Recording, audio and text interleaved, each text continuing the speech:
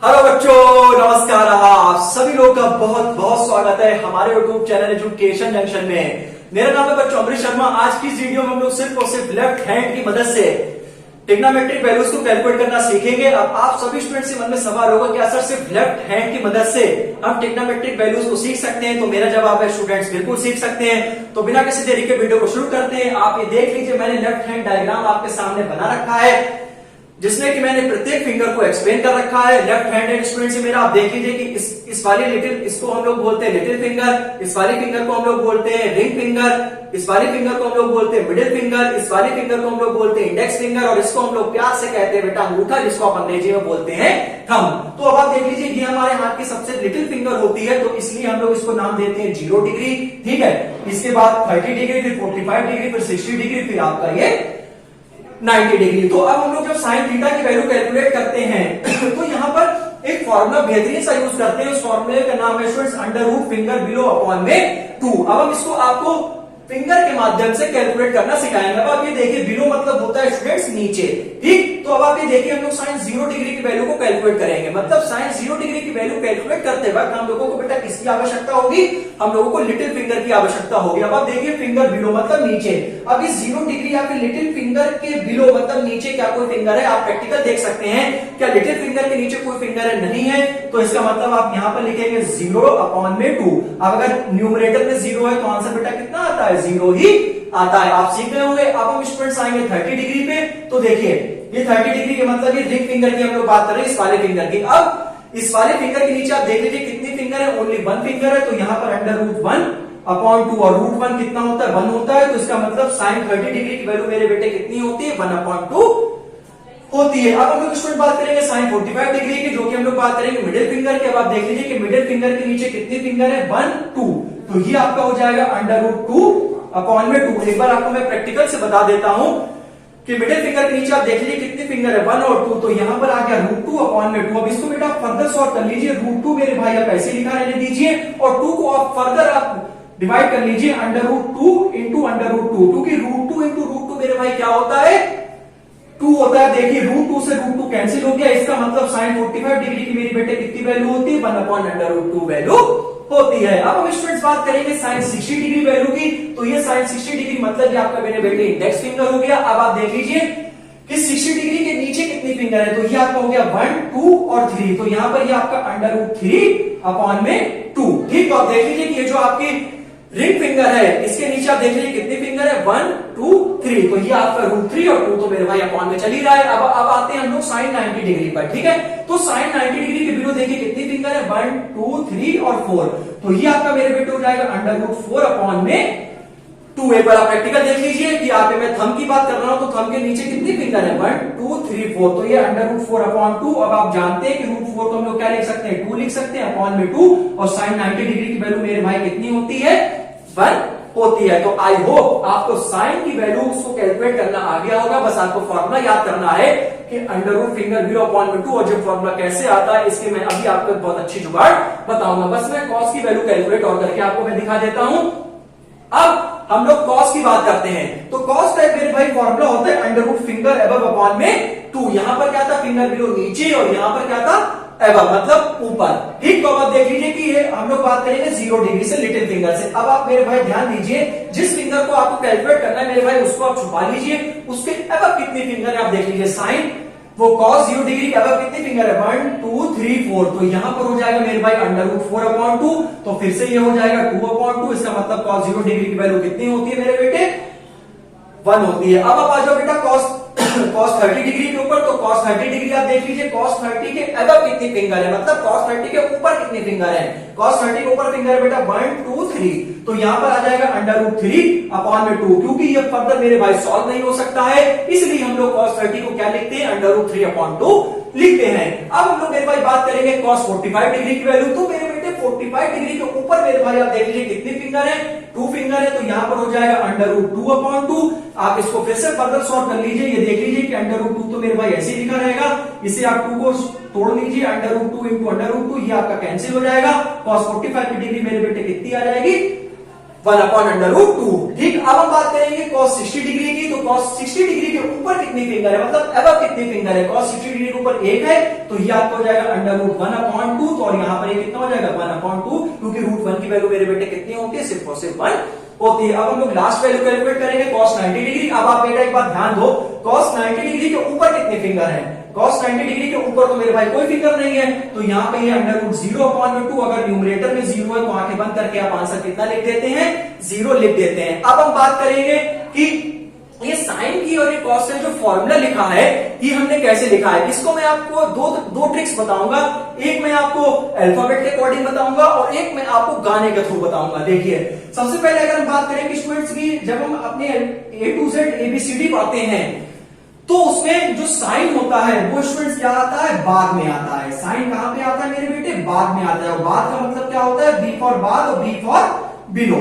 एक बार फिर से इसे ध्यान रखेंगे कि जब हम लोग ABCD पढ़ते हैं तो हम लोग S को बाद में पढ़ते हैं और ABC वाले को थर्ड नंबर पढ़ते हैं। तो B फॉर बाद होता है और B फॉर क्या होता है, बिलो होता है। तो साइन को हम लोग क्या लिखते हैं, sine theta equal to under root finger below upon में 2। और कॉस जो है वो पहले आता है, ठीक है, तो इसलिए इसको हम लोग कैसे लिखेंगे, एबव करके लिखेंगे। ठीक, तो ये आप सीख गए हैं कि साइन जो है वो बाद में आता है इसलिए बिलो, और कॉस जो है वो पहले आता है।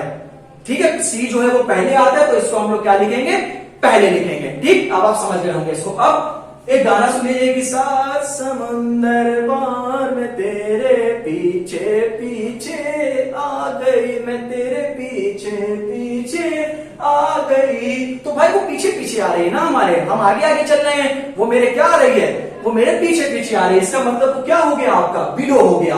ठीक है, बिलो मतलब क्या होता है, पहले होता है। तो सात समंदर पार में तेरे, मैं पीछे पीछे आ गई। तो यहां पर ही क्या हो गया, फिंगर बिलो अपॉन में 2। और हम क्या है, हम आगे आगे दौड़ रहे हैं। वो पीछे पीछे मेरे आ रही है और हम कैसे बेटा चल रहे हैं, हम अपने आगे आगे चल रहे हैं, वो हमारा पीछा करते हुए आ रही है। तो इसलिए कॉस में हम क्या करेंगे, एबव करेंगे। ठीक, अब स्टूडेंट्स बात करेंगे टेन थीटा की।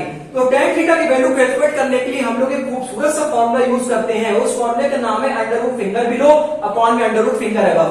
वैसे कि हम लोग टेन थीटा को बहुत शुद्ध भाषा में लिखते हैं कैसे, tan theta is equal to perpendicular upon base.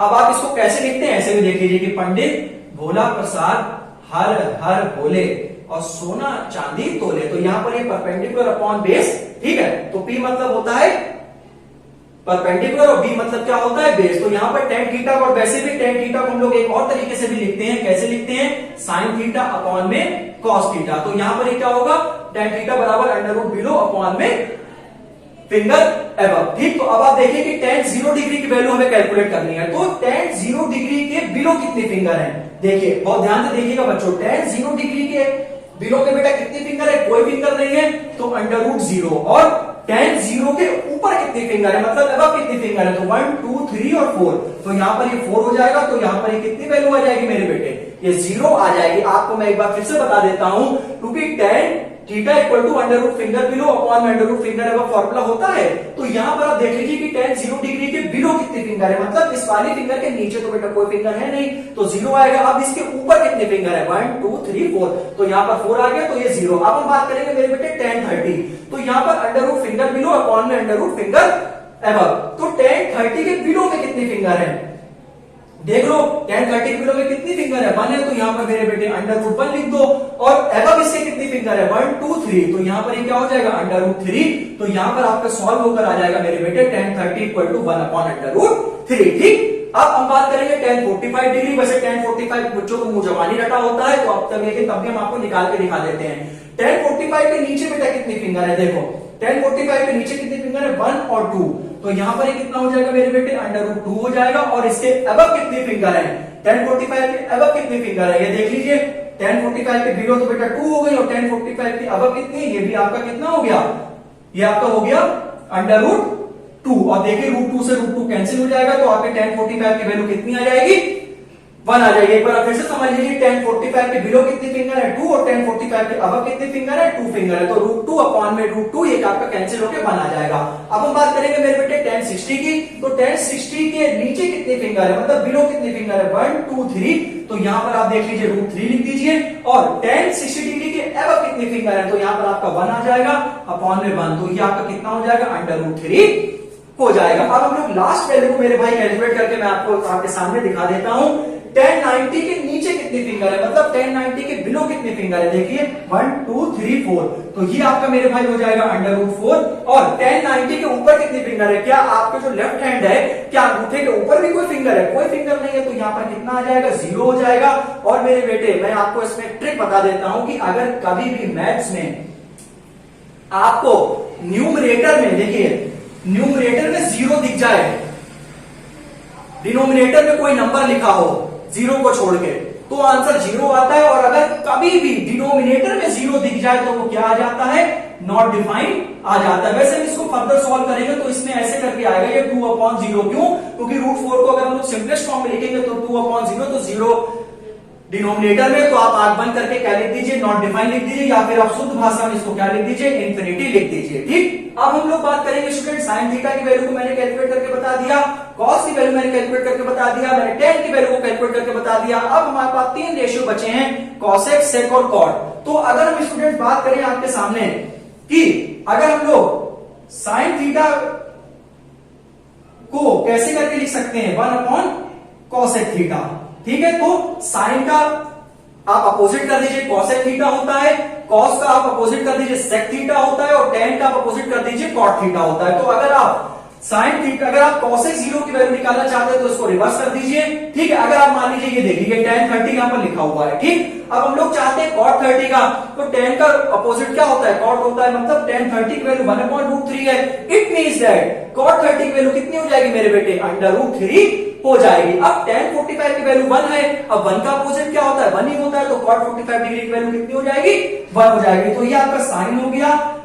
Cos की अगर हम लोग बात करेंगे तो 1/sec थीटा हो जाएगा। और अगर हम लोग tan थीटा की मेरे बेटे बात करेंगे तो tan थीटा की वैल्यू कितनी हो जाएगी, 1/cot थीटा। तो आई होप आप सभी स्टूडेंट्स को ये वीडियो हमारी समझ में आ गई होगी, और जब आप इसे एक बार प्रैक्टिस कर लीजिएगा तो आपको मुंह जबानी याद हो जाएगा। और बोर्ड एग्जाम में आप जब भी आपके ट्रिग्नोमेट्रिक क्वेश्चंस आएंगे ही आएंगे, और बोर्ड एग्जाम में जब भी आप ट्रिग्नोमेट्री को सॉल्व करें तो आप डट के बिल्कुल भी ना जाए, आप अपने फिंगर की मदद से बहुत आसानी से कैलकुलेट करके बता सकते हैं। वहां से आपसे मास्टर पूछेगा कि तुम अपने हाथ पे ये क्या कर रहे हो, तो तुम कहोगे सर हम अपने हाथ से गणित लगा रहे हैं, हम अपने इस हैंड से वैल्यू कैलकुलेट कर रहे हैं। तो वो मास्टर तुम लोगों से कहेंगे कि अरे यार हमें भी सिखाओ, ऐसे ट्रिक तो हमने कभी नहीं सीखी। तो तुम उनसे कहना कि सर मेरा पेपर हो जाएगा तो मैं आपको सारे ट्रिग्नोमेट्रिक वैल्यूज को कैलकुलेट करके बताऊंगा।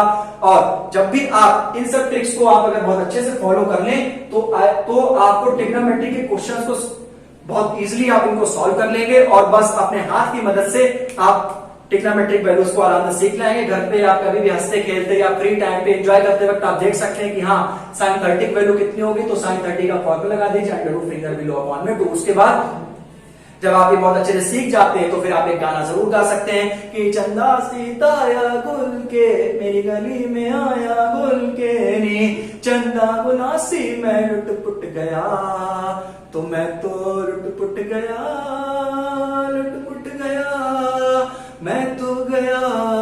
तो स्टूडेंट्स अब हम लोग मिलते हैं इसी प्रकार से नेक्स्ट वीडियो में। वीडियो अच्छी लगी हो तो प्लीज वीडियो को लाइक करें, चैनल को सब्सक्राइब करें, एक बार कमेंट करके जरूर बताएं कि आपको ये समझ में आया है या नहीं आया। Thanks for watching, thank you so much बच्चों, गॉड ब्लेस ऑल, नमस्ते।